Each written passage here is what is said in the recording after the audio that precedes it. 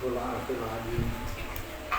Allahumma inni as'aluka bi nuri wajhillahil azim alladzi mala'a arkana arshillahil azim wa qamatihi awalin wahil azim anta sholli ala maulana Muhammad bi badril azim wa ala alina jina bi qadri azamatil jazila fi kulli lamhatin wa nafasin adada ma fi ilmillah salatan wa salaman daiman bi dawamillah ta'ziman al-haqiqa ya maulana ya Muhammad ya Ahmad ya Abul Qasim ya Rabbul Azim wa sallim alaihi wa ala alihi Misal ya kama jemaah bina rohi wa nafsi zahiran wa batinan ya qadatan wa manaman najalku ya Rabbi rohan dijati minal jami wujud di dunia qabla al-akhirah. Yang saya hormati Bapak Kepala Desa beserta staf jajaran pengurus Langgar Al-Barokah, para sesepuh, ibu sepuh, para asatidz dan asatijah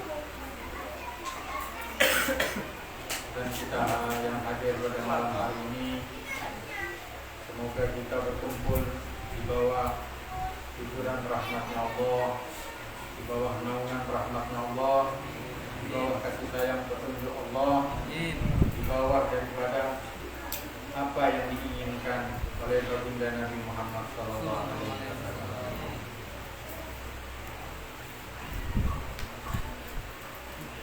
Mengingat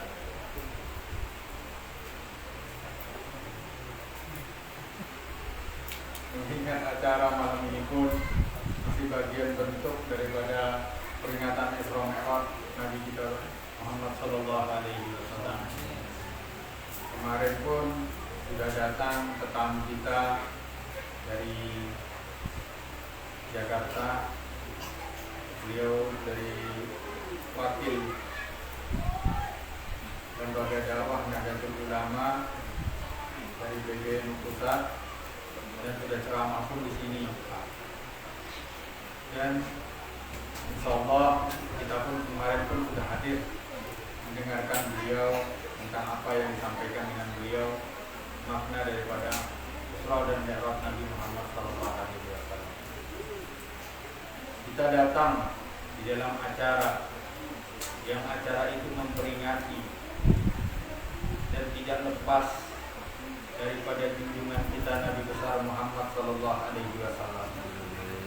Perkumpulan yang seperti inilah,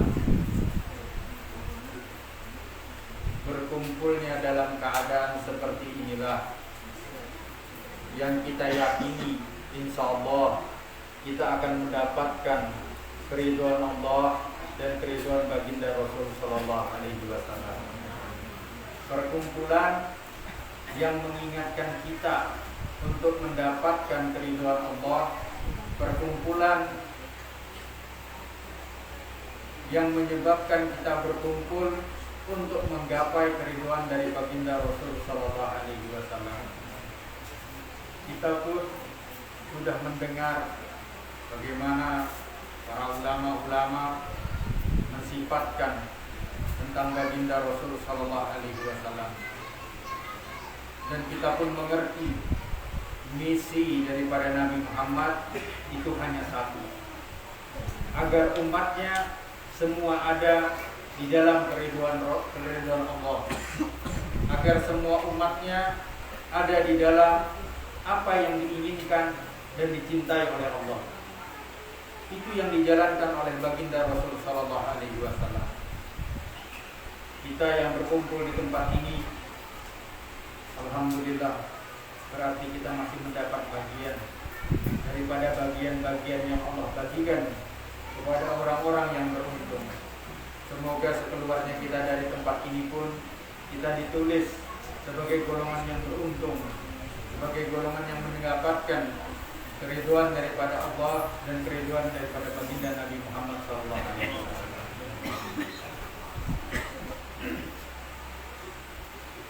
Kalau kita membaca di dalam kitab yang dikarang oleh Syekh Muhammad Az-Zakani, seorang tokoh ulama di kota Maghribi, kalau kita pernah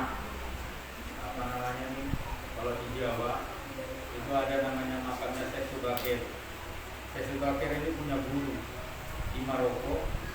Guru beliau itu adalah keturunan dari Sayyidina Hasan, marganya itu Az-Zakani. Az-Zakani itu tuh salah satu marga yang ada di kota Maroko. Mereka tumbuh, lahir, sudah alim-alim.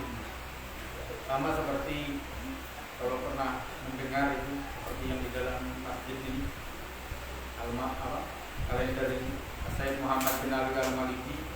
Beliau ini adalah seorang tokoh keturunan orang-orang saleh dari bapaknya, terus sampai kepada kakeknya, sampai kepada Rasul Shallallahu Alaihi Wasallam.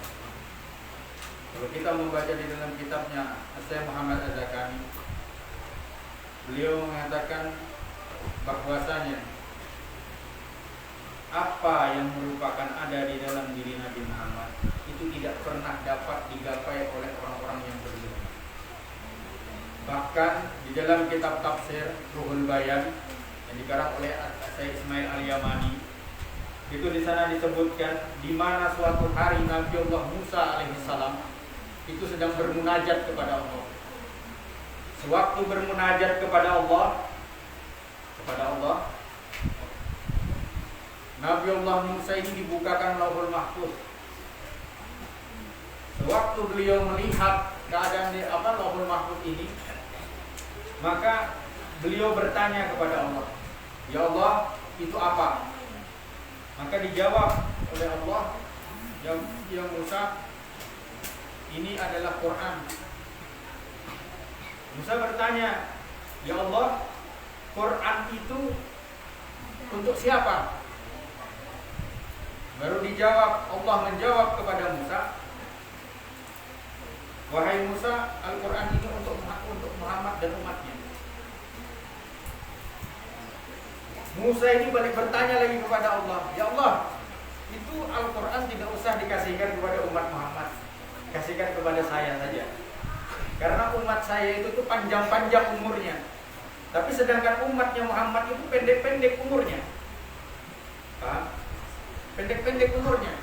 Allah menjawab, "Ya Musa, ma'ataina alika ya Musa. Saya tidak akan berikan kepadamu ya Musa.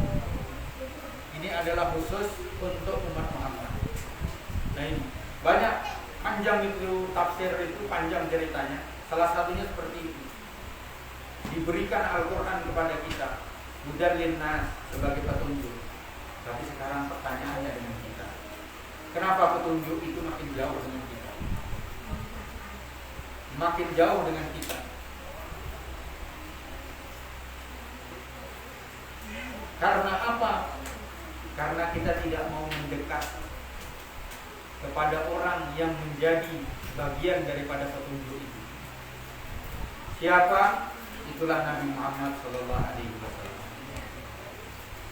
Kita melihat bagaimana di zaman ini, anak-anak muda kita, anak-anak kita, orang terdekat kita, ada yang hidupnya satu rumah dengan kita, tetapi maaf ini, di tempat seperti ini mereka tidak hadir. Mereka tidak ada, mereka tidak kumpul, mereka tidak mau. Apa sebabnya? Apa sebabnya? Sebabnya satu, fitnah zaman sudah kemana-mana. Belum lagi maraknya yang disebut dengan narkotik, narkoba. Ujung-ujungnya pasti ke neraka. Ini sudah merebak di mana-mana. Mudah-mudahan lah di sini tidak.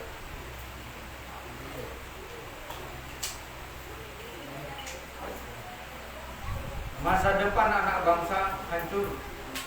Masa depan agama hancur. Masa depan untuk menempuh iman hancur. Lantas untuk memperbaikinya seperti apa? Makin hari makin jauh dari agama. Makin hari makin jauh dari orang-orang yang mengenal dengan agama. makin hari makin jauh dari jalan orang-orang yang sudah tergapai jalan kepada Allah dan kepada Rasulullah. Pak, Bu, ini satu gambaran dengan kita. Kalau seandainya harta di dalam rumah itu hilang, kita ributnya bukan main. Begitu ada kita kecurian uang, kita ributkan itu. Iya. Bahkan sampai pagi pun, sampai besok pun kita tidak bisa tidur. Atau ibaratnya terjadi musibah lah, kebakaran. Seperti itu. Wah, bukan main itu musibah. Tapi ini semua musibah yang ada, seperti kita ibaratnya ditinggalkan dengan orang yang kita cintai. Entah saudara, entah famili, entah anak, entah apa saja. Meninggalkan kita, orang tua meninggalkan kita, memang kita sedih. Memang kita sedih. Tapi itu ujian, Pak, besar pada saat itu saja. Tetapi setelah berjalannya waktu, itu kemudian dengan perlahan kita tidak ingat lagi. Begitu. Tetapi kalau musibah itu sudah terjadi dengan urusan agama, awalnya kecil, tapi akhirnya akan besar.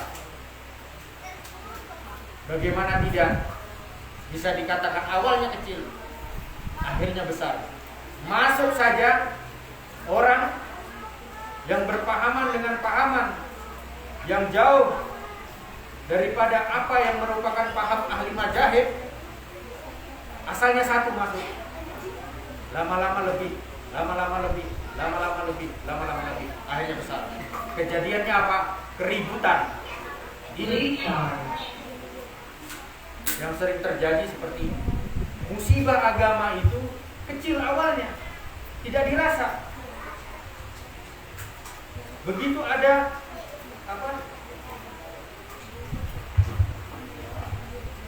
begitu ada yang namanya kejadian, katakan seperti tadi lah. Awalnya kecil, tapi pada akhirnya besar. Anak wanita di dalam rumah kita dijaga baik-baik, karena itu adalah sesuatu hal yang berharga, menyangkut daripada martabat keluarga. Bagaimana tidak? Pertama didatangi sama orang di rumah, diajak jalan, lama-kelamaan terjadi hal yang salah. Apa itu bukan musibah yang besar? Apa itu bukan sesuatu hal yang sangat memudaratkan untuk anak-anak kita? Belajarlah semasa hidup ini untuk membimbing anak-anak kita. Ingat, banyak para ulama tafsir mengatakan apa yang mereka katakan, a'ma fi dunya amal fil akhirah. Buta di dunia dengan apa yang dibawa oleh Nabi Muhammad, maka akan buta di akhirat dengan apa yang merupakan jalan keselamatan Nabi Muhammad. Jangan kita berpikir di dalam dunia kita seakan-akan amalanku, amal salehku, sholatku, puasaku, zakatku, semuanya aman. Tapi kita tidak melihat orang yang di belakang kita, anak kita dan anak kita dan orang-orang terdekat kita. Jangan sampai di saat kita sudah ingin menggapai rahmat Allah, di saat itu di yaumil hisab kita dipanggil ulang. Untuk apa? Mempertanggungjawabkan daripada keluarga kita. Ini kalau kita pernah belajar di dalam kitab tafsir Jalalain, di sana pun disebutkan bagaimana ada orang tua yang sudah melangkah, kemudian apa? Datang putranya, menarik daripada orang tuanya, ditarik lagi orang tuanya. Dibilang apa? Anakmu memanggilmu. Apa dia sebutkan? Ya Allah, itu orang tua saya selama di dalam dunia dia beramal sendiri, tetapi saya tidak pernah dididik untuk mendapatkan pendidikan agama. Ini. Bagaimana kalau seandainya kita sudah mengajarkan, tetapi mereka tidak mau? Jangan putus sebagai orang tua untuk mendoakan anaknya. Jangan pernah putus sebagai orang tua untuk mendoakan anaknya. Masalah keselamatan ini tidak ada jaminan. Anak seorang nabi saja, anaknya Nabi Nuh, itu tidak mendapatkan jaminan, digolongkan dalam golongan celaka. Istri seorang nabi, Nabi Lut, istrinya tidak mendapatkan jaminan, digolongkan dalam golongan celaka. Ini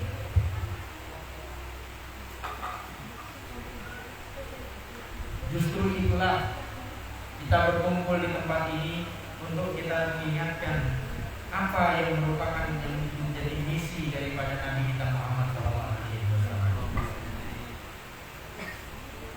Bapak, Ibu, sering-sering di dalam doa jangan pernah tinggalkan putra-putranya, jangan pernah tinggalkan kampungnya, jangan pernah lupa tinggalkan doa untuk para jiran. Jangan pula lupa di dalam doa itu untuk mendoakan orang-orang yang ada di sekeliling kita. Itulah sifat yang disebut dengan al-muslimu ihwah. Orang muslim itu bersaudara. Jangan di dalam kampung terjadi saling ada keributan, yang satu membicarakan yang lain membicarakan yang satu. Jangan, jauhi ini. Apalagi di saat-saat yang seperti ini, kita lihat di mana wabah meraba kemana-mana. Jangan sampai Pak, nanti pusing. Pusingnya apa? Pusingnya nanti waktu meninggal. Begitu mau meninggal, orang-orang sekeliling rumah tidak ada yang datang, malahan orang jauh yang datang. Ditanya kenapa? Karena bulan ini banyak masalah. Nah ini, jagalah hal ini. Kita lihat Nabi kita Muhammad Sallallahu Alaihi Wasallam. Nabi kita Muhammad Sallallahu Alaihi Wasallam disakiti bagaimanapun beliau tidak membalas.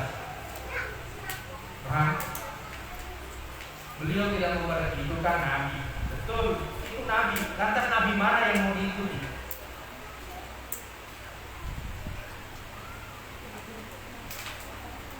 Diberikan apapun kepada beliau tidak membalas. Dikatakan tukang sihir, difitnah, dicaci maki, apa segala, tidak pernah membalas akan hal itu. Tujuannya apa? Satu, bagi kita yang mukmin ini, kita yang merupakan umat Nabi ini, satu saja pegangan kita. Apa yang dijalankan oleh Nabi kita, itulah yang akan kita pegang. Biarkan orang berbuat tidak baik, berbuat yang salah, berbuat seperti ini, itu dan lain-lain sebagainya. Serahkan semua kepada Allah. Allah Maha melihat atas segala sesuatu bentuk apapun kemungkaran di dalam dunia. Dan Allah Maha memberi keputusan ke dalam setiap hamba-hambanya, dan itu adalah haknya Allah. Kita sebagai hamba hanya diperintahkan untuk beribadah dan memperbaiki ibadah kita. Kita beruntung memiliki Nabi, yang Nabi itu adalah memiliki akhlak yang paling mulia. Kita beruntung memiliki Nabi yang paling dipuji oleh Allah, Nabi yang paling dicintai oleh Allah. Kita beruntung memiliki Nabi yang selalu di dalam setiap waktu dia tidak pernah melepaskan umatnya. Yang permasalahannya itu hanya satu, kita yang melepaskan diri dari jalan Nabi Muhammad. Sadarkah sudah kita, kehidupan di dalam dunia ini kita berjuang mati-matian, tapi semua yang kita perjuangkan itu adalah sesuatu hal yang tidak abadi. Kenapa kita tidak memperjuangkan sesuatu yang abadi untuk kita? Siang malam kita mengusahakan untuk mengumpulkan harta, tapi harta itu begitu kita tinggal, ahli waris sudah siap untuk mengambil warisan mereka. Harta itu kita jaga siang hari siang malam, kita sayang, Pak, kita sayang ini harta ini. Setelah kita tidak ada, sudah tidak tahu urusannya seperti apa. Ini tidak abadi. Tapi kenapa kehidupan yang abadi bersama dengan Nabi Muhammad itu tidak ingin kita gapai? Berusahalah untuk menggapai itu, berusahalah untuk mendapatkan itu, Berusahalah untuk selalu dapat menempuh jalan kadamin daripada tapak demi tapak orang-orang yang sudah mencapai kedudukan dengan Nabi Muhammad SAW. Bapak ini pasti semua yang kumpul di sini sebagian ada dari Terang, transmigrasi di Jawa Timur atau Jawa Tengah? Campuran. Timur ke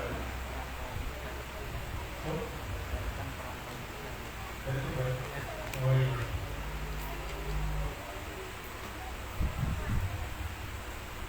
Coba kita perhatikan Pak, kalau di sini banyak dari Jawa Timur, Jawa Tengah. Coba kita perhatikan di Jawa Timur, di Jawa Tengah itu kita lihat orang-orang yang sudah menggapai kedudukan dengan Allah. Mungkin panjenengan pernah kalau di daerah Tuban kan pernah lihat bagaimana Sunan Bonang, bagaimana apa namanya ini Syekh Samuddin di Lamongan, pondok pesantren semua kan bisa dilihat itu. Sunan Ampel dan Jagung, nah itu kan banyak di sana. Itu kan semua mereka itu adalah orang yang sudah menggapai jalan kehidupan untuk menuju Allah dan menuju Rasul Shallallahu Alaihi Wasallam. Apakah kehidupan di dunia ini tidak dilurus, tetapi kehidupan akhirat jauh lebih diutamakan. Dulu kalau kita pernah mendengar, kalau di sini kalangan pesantren kalau pasti mengerti. Sayyidina Husain itu daripada Rasul Shallallahu Alaihi Wasallam mempunyai putra. Nama beliau adalah Sayyidina Ali Zainal Abidin. Kalau kita membaca di dalam tarikhnya sejarah tentang Sayyidina Ali Zainal Abidin, leluhurnya para wali songo, itu kita lihat. Makanya coba lihat bagaimana para wali songo itu menempuh jalan yang merupakan jalan para kakek-kakek mereka. Waktu dulu Sayyidina Ali Zainal Abidin itu beliau kalau malam hari itu pergi ke tempat semua orang itu dikasih makan makanan dibungkuskan. Setelah beliau tidak ada, orang-orang baru tahu bahwa yang membagikan makanan itu adalah Sayyidina Ali Zainal Abidin. Apa tujuan ini? Tujuan ini satu, memperjuangkan kehidupan akhirat. Kenapa kita masih menolak untuk memperjuangkan kehidupan akhirat kita? Kenapa kita masih menjauh daripada jalan orang-orang yang menempuh jalan kehidupan akhirat? Dekati mereka. Al-ulama warasatul anbiya. Ulama itu adalah pewaris kenabian. Dekati para ulama itu, kumpul dengan mereka, cari hikmah kehidupan, minta bimbingan. Syukur-syukur kalau seandainya bisa kumpul di dalam majelis-majelis yang di sana diingatkan untuk berzikir, untuk menuntut ilmu, untuk mendekatkan diri kepada Allah, untuk mengingat Rasulullah Shallallahu Alaihi Wasallam. Kumpul di dalam tempat-tempat seperti ini, yakin segala sesuatu bentuk apapun yang menjadi urusan akhirat kita, insya Allah akan dikabulkan oleh Allah dengan jalan pengampunan. Hajat itu bukan hanya dunia, hajat itu ada juga urusannya akhirat. Hajat di dalam dunia ini mintanya cuma satu, untuk mengabulkan, tapi hajat untuk akhirat itu permintaannya pun cuma satu, untuk diampuni.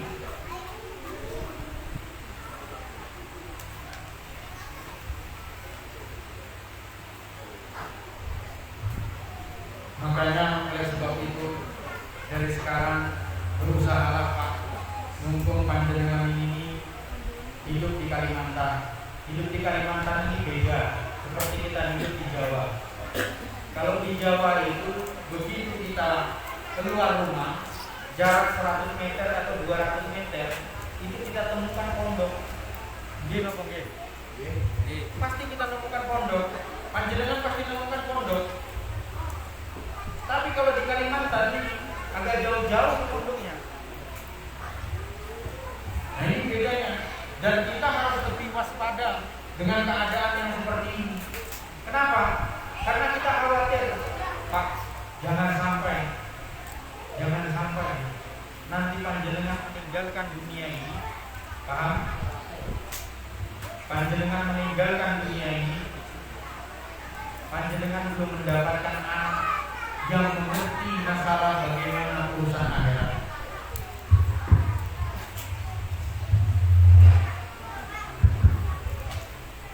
Panjenengan meninggalkan kehidupan dunia ini, panjenengan belum mendapatkan anak yang mengerti masalah urusan akhirat.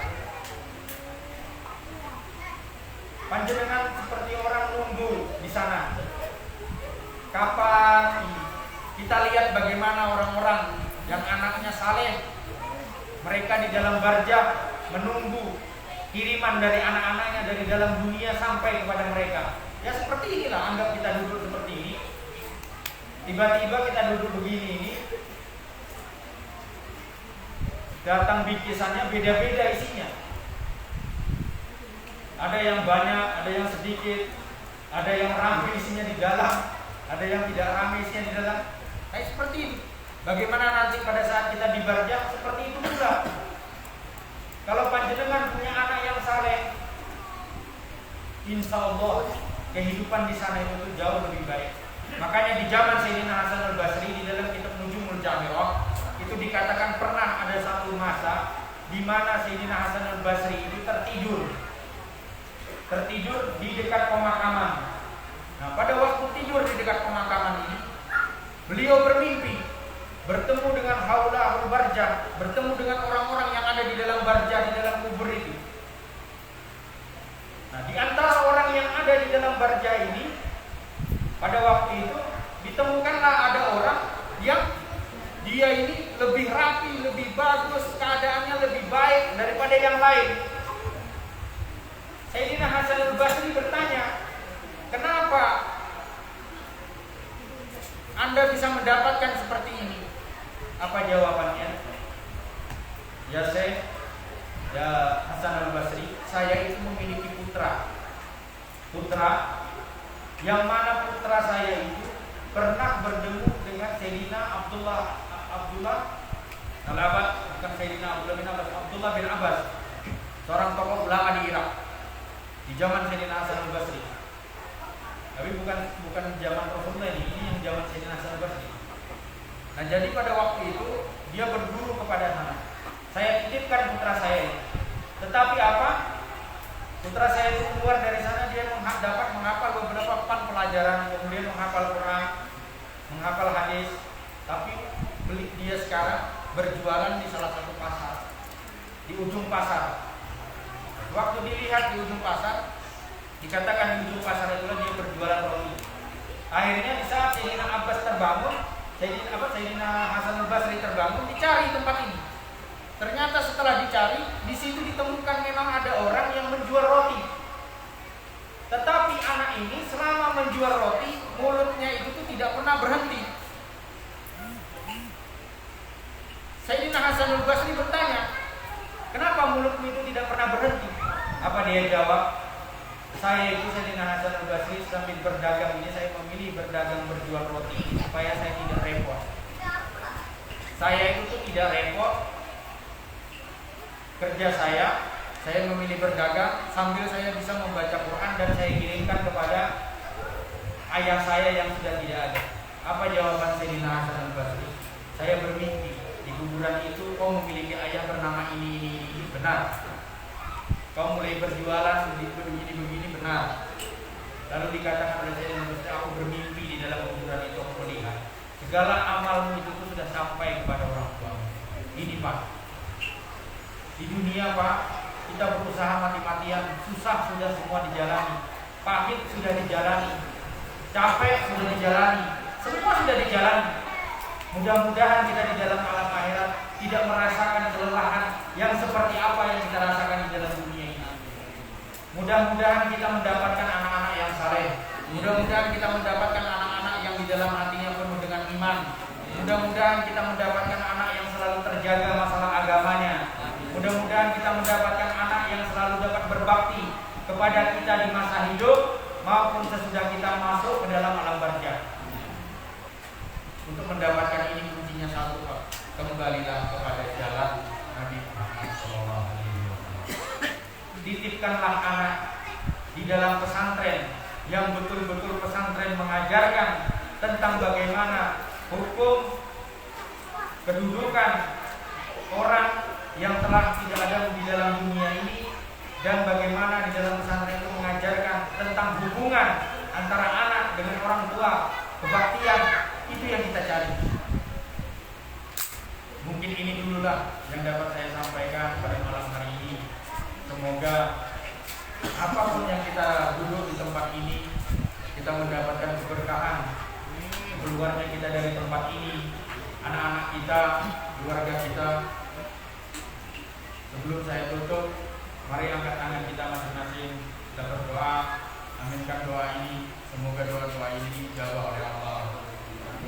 Ya Arhamar Rahimin irhamna, Ya Arhamar Rahimin irhamna, Ya Arhamar Rahimin irhamna, Ya Rabbal Makkah, wa Ya Rabbal Madinah, wa Ya Rabbal Muhammad, wa Ya Rabbal Ahli Muhammad, wa Ashabi Muhammad. Ya Rabb, wahai Zat yang memberikan pertolongan, wahai Zat yang menurunkan hujan, wahai Zat yang memberikan rahmat, wahai Zat yang mengangkat derajat hamba-hambanya, wahai Zat yang mengabulkan segala doa, wahai Zat yang memberikan pengampunan, wahai Zat yang menutupi segala aib, wahai Zat yang memberikan keluasan rahmat kepada hamba-hambanya, wahai Zat yang tidak pernah menolak hamba-hambanya. Kami saat ini ya Allah berada di hadapan pintu-pintu daripada pengkabulan-Mu. Maka kami meminta kepadamu ya Allah, kabulkanlah doa-doa kami di saat ini, karena Kaulah sebaik-baik pengkabul daripada segala doa-doa kami. Ya Allah, berikanlah kami pertolongan di dalam kehidupan ini ya Allah. Berbagai macam ujian yang kami lewati, maka angkat segala ujian itu ya Allah. Berbagai penyakit yang kami hadapi, maka hilangkan segala penyakit itu dari sisi kami ya Allah. Ya Rabb, berikanlah kami hak rububiyah, hak kehambaan, seperti Kau berikan kepada hamba-hamba-Mu yang saleh. Kami mengharap kepadamu ya Allah, kami dapat menempuh langkah seperti hamba-hamba-Mu yang Kau ridhoi. Bangun di malam hari, membaca Al-Quran, berzikir kepadamu, bersolawat kepada Nabi-Mu, duduk dalam keadaan suci, menghadapkan diri kepadamu dalam segala kerendahan sujud ya Allah. Ya Allah, bimbinglah jiwa-jiwa kami ini ya Allah. Apabila jiwa ini jauh daripada rahmat-Mu, maka bangkitkanlah jiwa ini untuk selalu ada di dalam rahmat-Mu. Apabila jiwa ini jauh dari jalan ampunan-Mu, maka tariklah ya Allah jiwa ini ada di dalam jalan pengampunan-Mu.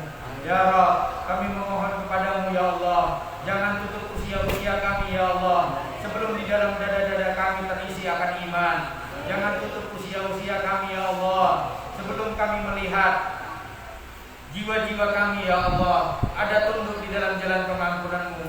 Ya Rabb, rahmat-Mu begitu luas, pengampunan-Mu begitu luas, maka kami memohon kepadamu ya Allah, ampunilah dosa kami yang awal maupun yang akhir kelak. Ya Rabb, tutuplah segala aib-aib kami, tutuplah segala kesalahan kami, maafkanlah kami dengan kemaafanmu yang maha luas atas segala sesuatu apapun yang telah kami perbuat di dalam dunia ini.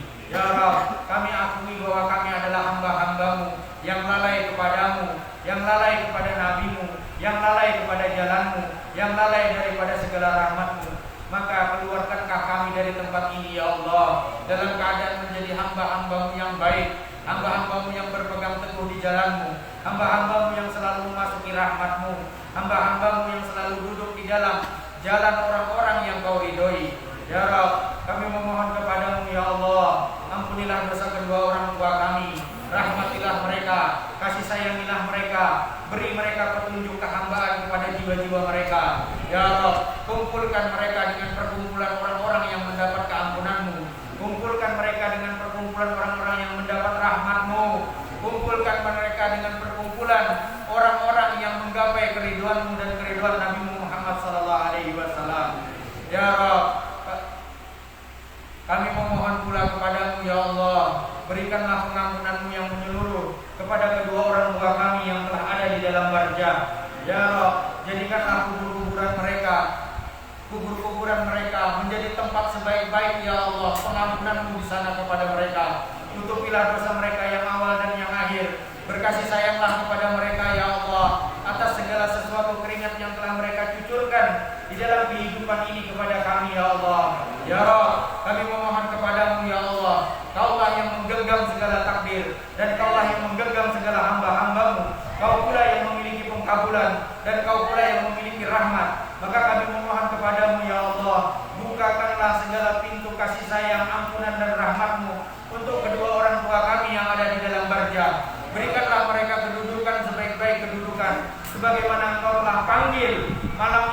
kami berkumpul di tempat ini ya Allah. Ini adalah bagian dari mereka, bagian daripada kami ya Allah, dalam kebaktian kepada mereka.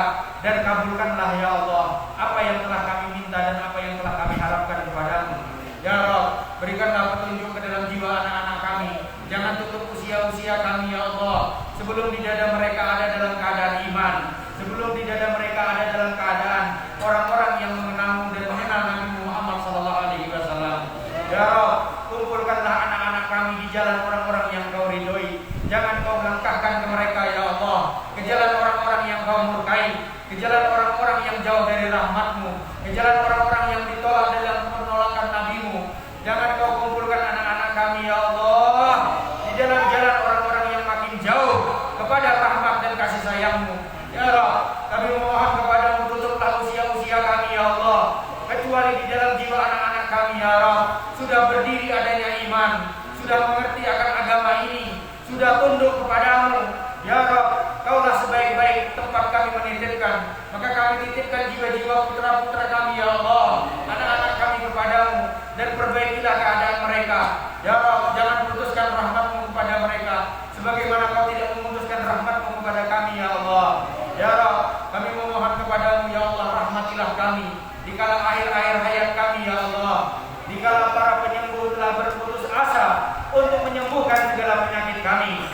Rahmatilah kami ya Allah dikala di mana telah anak-anak kami, keluarga kami telah berkumpul di sisi-sisi kami untuk melihat keadaan kami ya Allah. Rahmatilah kami ya Allah dikala di mana putra-putra dan anak-anak kami telah berputus asa melihat kami. Rahmatilah kami ya Allah dikala bala tentara kematian telah berhadapan bersama kami ya Allah. Rahmatilah kami ya Allah dikala keluarga kami telah mengangkat jasad kami ya Allah. Rahmatilah kami ya Allah dikala kami telah mulai ya Allah dipersiapkan untuk dimandikan. Rahmatilah kami ya Allah dikala kami para pentakbir telah mulai akan mempersiapkan takbirnya untuk kami ya Allah. Rahmatilah kami ya Allah dikala kami sudah meninggalkan rumah-rumah kami. Rahmatilah kami ya Allah dikala kami telah memasuki daripada penguburan. Rahmatilah kami ya Allah dikala jasad kami telah mulai diturunkan. Rahmatilah kami ya Allah dikala para penanya kubur telah mulai mempertanyakan soal kubur. Rahmatilah kami ya Allah dikala kami sudah mulai memasuki malam pertama di dalam kubur. Ya Rabb, kepada munajat yang tidak pernah ada kami berputus asa meminta, maka kabulkanlah segala permohonan kami. Ya mujibas sa'ilin, ya mujibas sa'ilin, ya mujibas sa'ilin, anta habibut ta'ibin.